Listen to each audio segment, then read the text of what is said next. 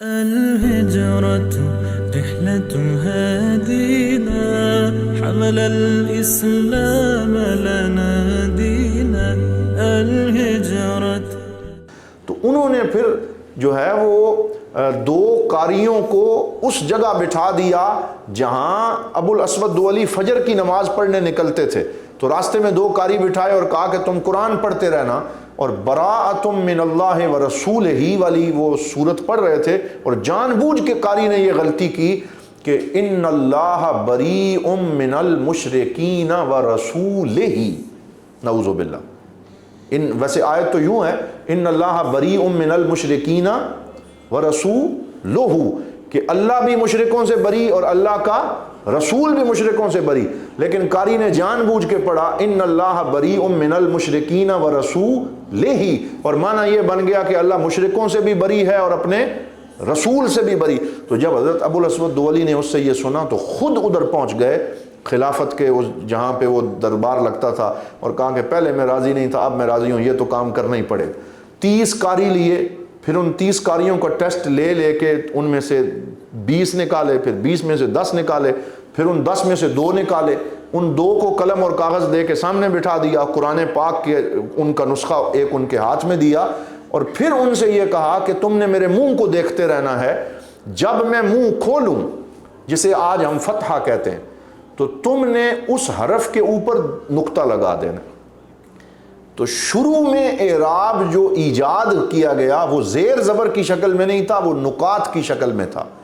تو جب میں کہوں با تو با کے اوپر نقطہ رکھ دینا ہے، اور جب میں منہ نیچے کی طرف میرے ہونٹ جائیں جسے کسرہ کہتے ہیں تو تم نے حرف کے نیچے نقطہ لگا دینا ہے، اور جب میں ہونٹ گول کروں تو تم نے اس حرف کی سائیڈ پہ نقطہ لگا دینا.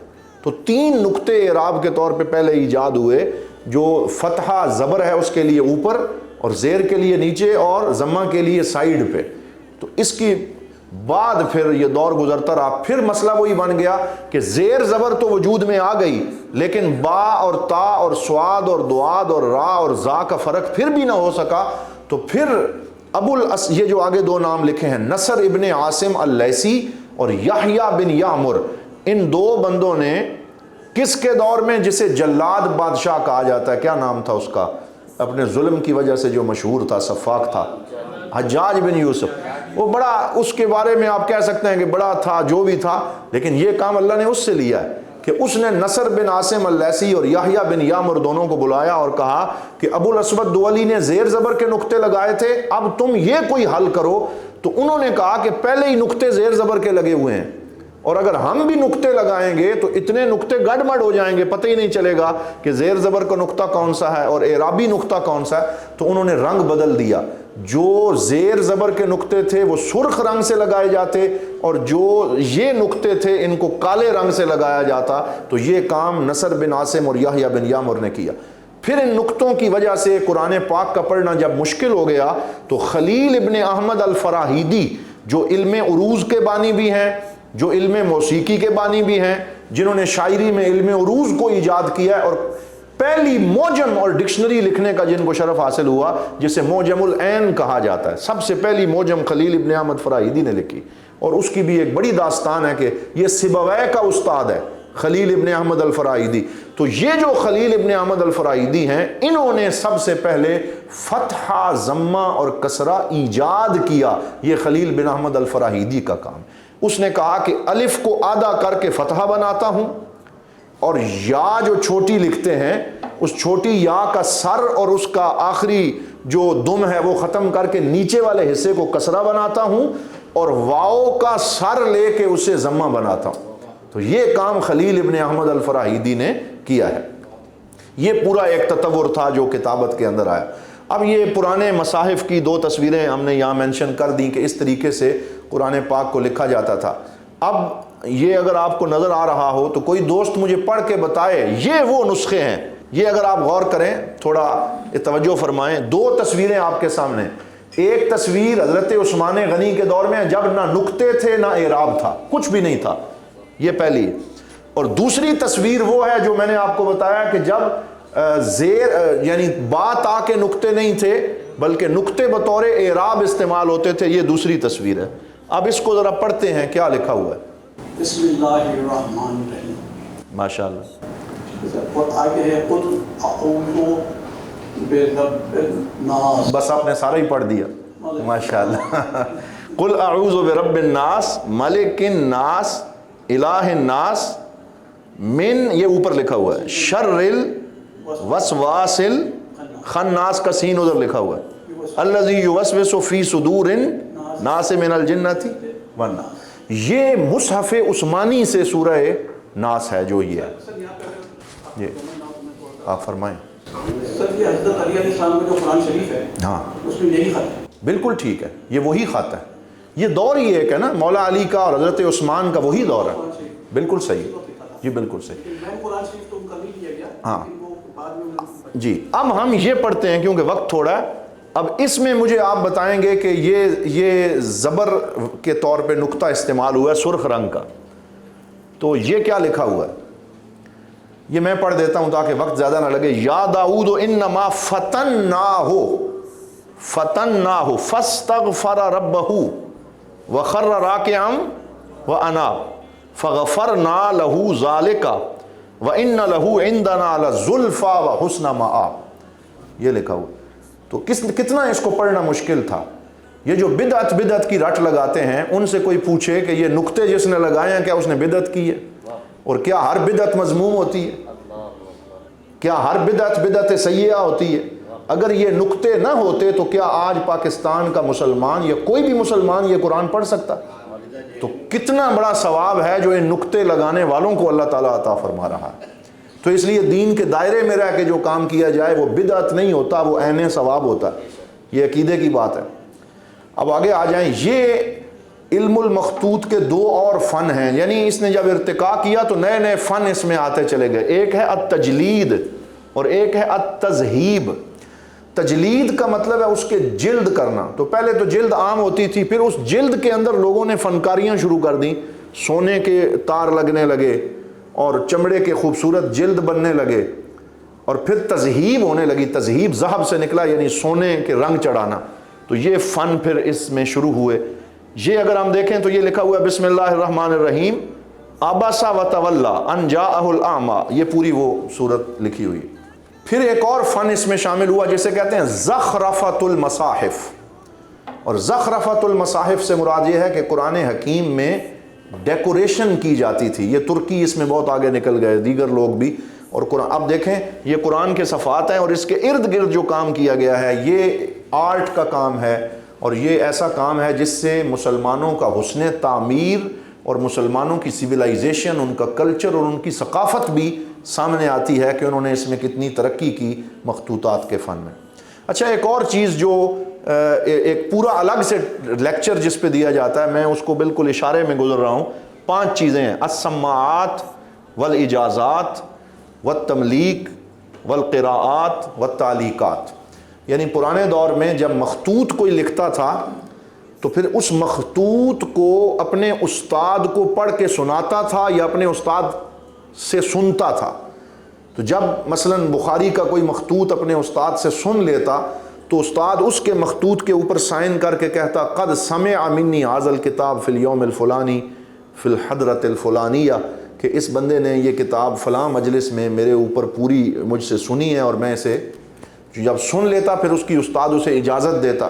تو یہ سائیڈوں پہ اگر یہاں صحیح پڑھا نہیں جا رہا، یہ جو 2 لائنیں لکھی ہوئی ہیں یہ استاد کی طرف سے اجازت اور سماع لکھا ہوا ہے کہ اس نے یہ کتاب مجھ سے سنی ہے. یہی ڈگری ہوتی تھی اس دور میں کہ اس نے مجھ سے یہ کتاب سنی ہے اور میں اسے اس کی اجازت دیتا ہوں. تملیک کی عبارت ملتی ہے ہمیں سائیڈوں پہ کہ قد ملکت ھذا الکتاب، کہ میں اس کتاب کا مالک بن گیا ہوں کچھ دنوں کے لیے، میں نے خرید لی ہے. تملیک کی عبارت ملتی تھی. پھر قراءات ملتی تھیں. قراءات سے مراد کہ میں نے یہ کتاب فلاں دن مکمل کی ہے. تعلیقات کمنٹس ہوتے ہیں. بڑے بڑے اسکالرز مثلا ہمیں امام ابن حجر عسقلانی کے مخطوطات میں بہت زیادہ کمنٹس ملے ہیں. امام جلال الدین سیوطی کے ملے ہیں کہ کتاب پڑھتے پڑھتے سائیڈ پہ حاشیہ لگا کے لکھتے ہیں کہ یہاں میری یہ تعلیق ہے، میرا اس پہ یہ اعتراض ہے. جو مخطوطات مصر میں، ایران میں دیکھے گئے تو بہت سے ایسے خاص لائبریریز تھے جن میں ان بڑے بڑے علماء کی تعلیقات موجود تھیں.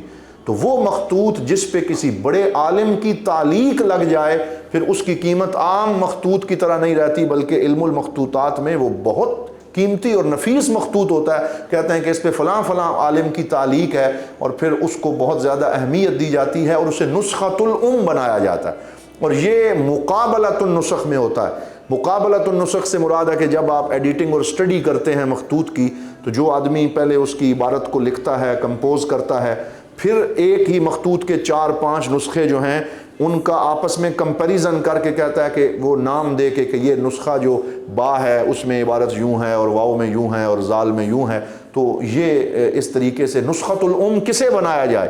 تو اس کے لیے قوانین وضع کیے گئے کہ یا مصنف کے اپنے ہاتھوں سے لکھے ہوئے نسخے کو نسخۃ الام بنایا جائے، یا اس کے شاگرد کے لکھے ہوئے نسخے کو نسخۃ الام بنایا جائے، یا جس پہ کسی عالم کی تعلیقات موجود ہیں اسے نسخۃ الام بنایا جائے. تو اس طریقے سے اس میں دور اموی اور عباسی میں مخطوطات میں تطور آیا مزید.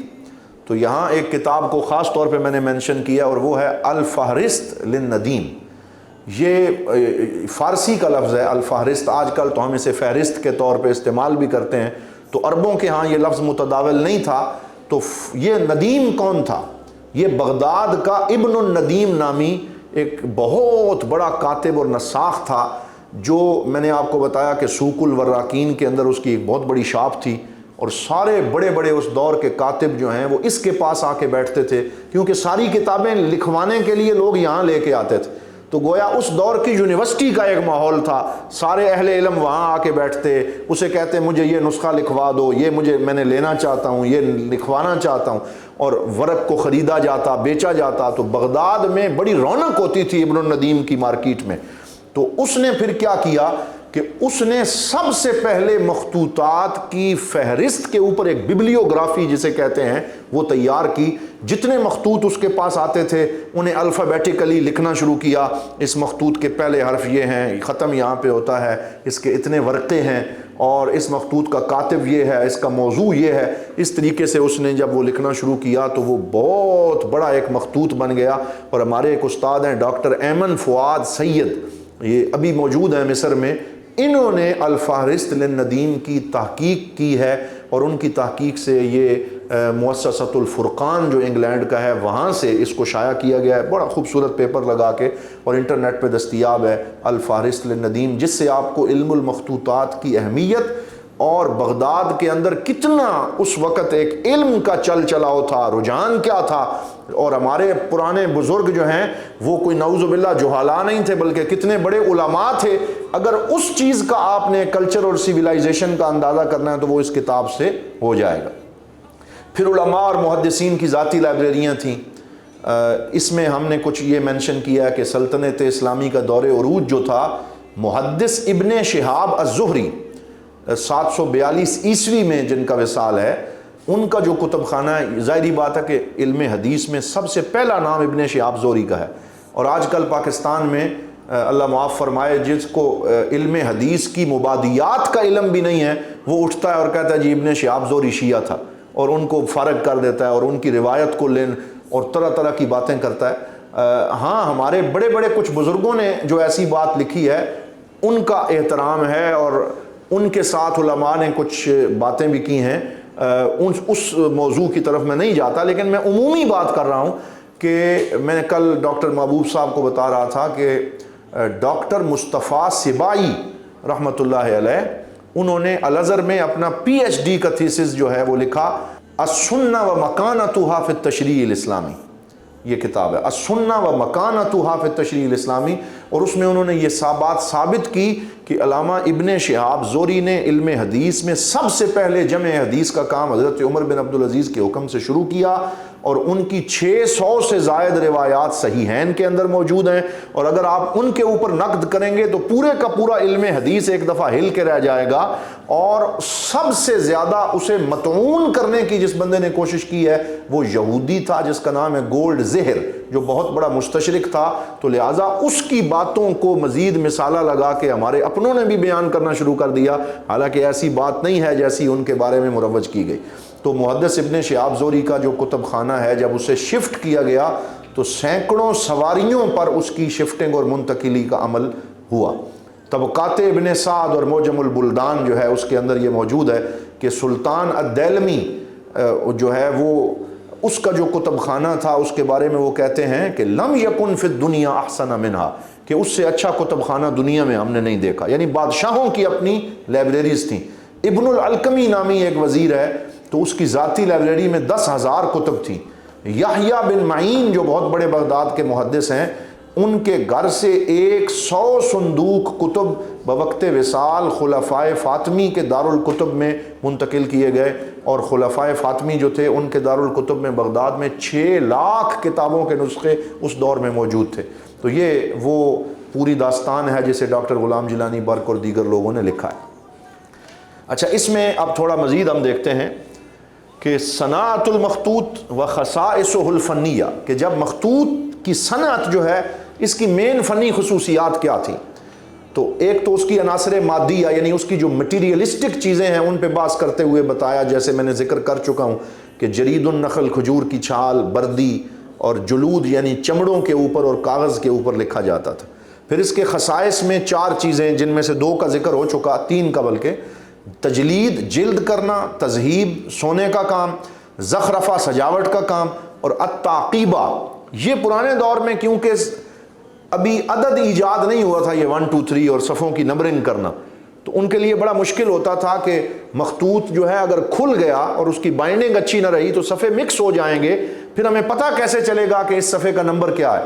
تو وہ کیا کرتے تھے کہ ہر صفحے کی آخری سطر کی جو آخری لفظ ہوتا ہے وہ نہیں بلکہ نیکسٹ پیج کا پہلا لفظ، بولیے نیکسٹ پیج کا پہلا جو لفظ ہے اسے پچھلے صفحے کے بالکل نیچے لکھ دیتے تھے، تو اس سے پتہ چل جاتا تھا کہ اگلا صفحہ کہاں سے شروع ہو رہا ہے۔ تو اس کو پھر علم المخطوطات میں التعقیبہ کہا جاتا ہے۔ التعقیبہ یہ ایک ٹرم ایجاد کی گئی کہ یہ صفحے کی نمبرنگ کے لیے یہ طریقہ جو ہے یہ استعمال کیا جاتا تھا۔ پھر یہ تاتاری حملہ ہوا اور صلیبی یلغار ہوئی اور ہمارے ہزاروں مخطوطات دریائے دجلہ میں بہا دیے گئے، قرطبہ میں ظلم و ستم ہوا، پھر یورپ میں، یہ سارا ایک تفصیلی بات ہے لیکن ہم اس سے گزر گئے کہ اتنی کتابیں دریائے دجلہ میں بہائی گئیں کہ اس کی سیاہی سے پانی کا رنگ جو ہے وہ سیاہ ہو گیا، اور مسلمانوں کا علم سارے کا سارا، جس کے بارے میں اقبال روتے ہوئے فرماتے ہیں، ارے وہ علم کے موتی کتابیں اپنے آبا کی، جو دیکھیں ان کو یورپ میں تو دل ہوتا ہے سی پارا، گنوا دی ہم نے جو اسلاف سے میراث پائی تھی، سریا سے زمیں پر آسمان نے ہم کو دے مارا۔ اور یہ ساری باتیں جو ہیں ہمارے پرانے اسکالرز اور اب بھی جو لوگ سفر کرتے ہیں، ڈاکٹر صاحب جرمنی رہ کے آئے ہیں اور ڈاکٹر صاحب جاتے رہتے ہیں، مجھے بھی موقع ملا ہے ان ممالک کا سفر کرنے کا، اور ہم نے خود اپنی آنکھوں سے دیکھا ہے کہ جتنی کیئر اس وقت یورپ والے ہمارے بزرگوں کے مخطوطات کی کر رہے ہیں، اتنی کیئر ہم لوگ نہیں کر سکے۔ ہمارے ایک استاد عصام محمد اشنتی رحمۃ اللہ علیہ حضور غوث پاک کی اولاد سے تھے، اور میرے ڈائریکٹ وہ استاد تھے اور بہت زیادہ میرے اوپر شفیق تھے۔ ایک دن میں ان کے گھر اسماعیلیہ میں ان کے پاس بیٹھا ہوا تھا، تو مجھے انہوں نے خود قصہ سنایا کہ ہماری مخطوطات کے حوالے سے سرد مہری اور ہماری بے پرواہی کی مثال اس سے بڑی اور کیا ہے کہ قاہرہ میں اتنے زیادہ مخطوطات تھے کہ سیدنا امام علی مقام کا جہاں مشہد ہے اس کے ساتھ ایک بندے کی تامیاں والی دکان تھی۔ تامیاں پکوڑے کی طرح ایک چیز ہے جو مصری بہت زیادہ کھاتے ہیں، تو وہ تامیاں کی جو دکان تھی اس نے پیچھے مخطوطات کا ڈھیر لگایا ہوا تھا، تو وہ جو بندہ لینے آتا تھا جی مجھے اتنے پاؤنڈ کے وہ دے دو، تو وہ وہاں سے مخطوطات کے کچھ صفحے لیتا، اس کے اوپر وہ رکھ کے کہتا یہ لے جاؤ، پھر لے جاؤ، پھر لے جاؤ۔ تو چیسٹر بیٹی نامی ایک انگریز تھا جو فوج سے ریٹائر ہو گیا جنگ عظیم کے بعد، اور پھر وہ اپنی وائف کے ساتھ بہت زیادہ پیسے لے کے، ڈالر لے کے وہ پھرتا رہتا تھا جو ہے وہ ان اسلامی ممالک میں۔ وہ وہاں سے گزرا اور دیکھا کہ وہ بیچ رہا ہے، تامیاں بیچ رہا ہے مخطوطات پہ رکھ کے، تو اس نے کہا اللہ کے بندے یہ کیا کر رہے ہو، تم ایسے کرو کہ یہ تم مجھے دے دو۔ تو اس نے کہا ان کی کیا قدر و قیمت ہے، تم لے جاؤ، یہ کیا چیزیں ہم تو اس کو نہیں جانتے۔ تو کہتے ہیں کہ اس نے $5 کے اندر 50 مخطوطات کی گٹھڑی باندھ کے اٹھا کے لے گیا، پھر اور لے گیا، پھر اور لے گیا، حتیٰ کہ آج لندن کے اندر چیسٹر بیٹی نامی جو مخطوطات کی لائبریری ہے وہ یورپ کی سب سے بڑی لائبریری ہے. تو آپ اندازہ خود کر سکتے ہیں کہ کہاں سے وہ یہ پھر اقبال نے ٹھیک کہا نا، ارے وہ علم کے موتی کتابیں اپنے آبا کی، جو دیکھیں ان کو یورپ میں تو دل ہوتا ہے سی پارا. فارسی میں سی 30 کو کہتے ہیں کہ ٹکڑوں میں بٹ جاتا ہے دل ہمارا. جو اہل علم لوگ ہیں وہ اس کی قدر جانتے ہیں کہ ہمارے لوگوں نے کس طرح اس میں بے پرواہی کی ہے. ابھی بھی پاکستان کے اندر یہ ٹھٹھا میں، بدین میں، سندھ میں شیخ ہاشم ٹھٹوی کے مزار کے ساتھ اور پتہ نہیں کہاں کہاں مخطوطات کے خزانے موجود ہیں، لیکن ہماری توجہ اس جانب نہیں ہے. اور یہ ایک ایسا طویل موضوع ہے کہ اگر اس پہ میں بات کرتا رہوں تو پھر یہ بہت باتیں ہم کر سکتے ہیں اور اس اہمیت کا احساس دلا سکتے ہیں. تو یہ چراغ اگر یہاں سے جلنا شروع ہو اور سٹی آف نالج سے یہ جو آواز آج بلند ہوئی ہے اس کو ہم آگے پہنچائیں، اور ہم میں سے ہر بندہ جو علم سے تعلق رکھتا ہے، فارسی کے مخطوطات کی لائنیں لگی ہوئی، اور اس وقت سب سے زیادہ فارسی مخطوطات ایران میں موجود ہیں اور لائبریریاں بھری ہوئی ہیں. حتیٰ کہ میں نے مصر کے دارالکتب میں عربی سے زیادہ فارسی کے مخطوطات دیکھے ہیں جنہیں وہاں کوئی بندہ ٹچ نہیں کرتا کیونکہ وہ فارسی جانتے نہیں ہیں. اور عربی کے بے شمار مخطوطات ابھی ایسے ہیں جو محققین کا انتظار کر رہے ہیں. تو ضرورت اس امر کی ہے کہ ہمارے اہل علم حضرات، اہل سنت کے محققین آگے آئیں اور وہ مخطوطات کے اس فن کے اندر مہارت حاصل کر کے کام کریں. الهجرة رحلة هادي